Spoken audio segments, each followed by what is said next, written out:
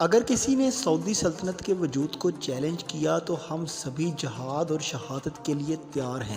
یہ دھمکی سعودی ولی عہد محمد بن سلمان کے چچا زاد بھائی سعود الشولان نے امریکہ کو دی ہے۔ دراصل یہ دھمکی اس امریکی دھمکی کا رد عمل ہے جس میں جو بائیڈن انتظامیہ نے سعودیہ کو تیل کی پیداوار کم کرنے پر شدید غصے کا اظہار کرتے ہوئے دی تھی۔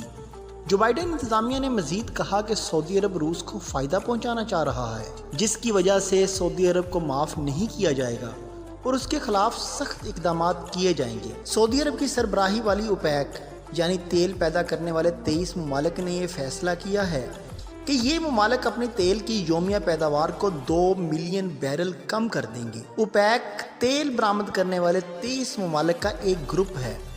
یہ گروپ مل کر فیصلہ کرتا ہے کہ دنیا میں تیل کی پیداوار کتنی کرنی ہے اور عالمی مارکیٹ میں کتنا تیل بیچنا ہے۔ سعودی عرب دنیا میں سب سے زیادہ تیل پیدا کرنے والا ملک ہے جو روزانہ 10 ملین بیرل تیل پیدا کرتا ہے۔ یاد رہے کہ اوپیک گروپ میں روس بھی شامل ہے جو دنیا میں تیل برآمد کرنے والے بڑے ممالک کی فہرست میں آتا ہے، لیکن اب ان ممالک نے مشترکہ طور پر تیل کی پیداوار کم کرنے کا فیصلہ کیا ہے، جس پر امریکہ نے خاصی تشویش کا اظہار کیا ہے اور امریکہ نے خدشہ ظاہر کیا ہے کہ تیل کی پیداوار کم کرنے سے عالمی مارکیٹ میں تیل کی قیمتیں زیادہ ہوں گی۔ اس کے علاوہ 15 نومبر کو ہونے والے G20 ممالک کے اجلاس میں بھی جو بائیڈن نے سعودی ولی عہد سے ملاقات نہ کرنے کا کہہ دیا ہے، لہٰذا تیل کی پیداوار کم کرنے کے معاملے پر امریکہ اور سعودی عرب کے درمیان کشیدگی مزید بڑھ رہی ہے۔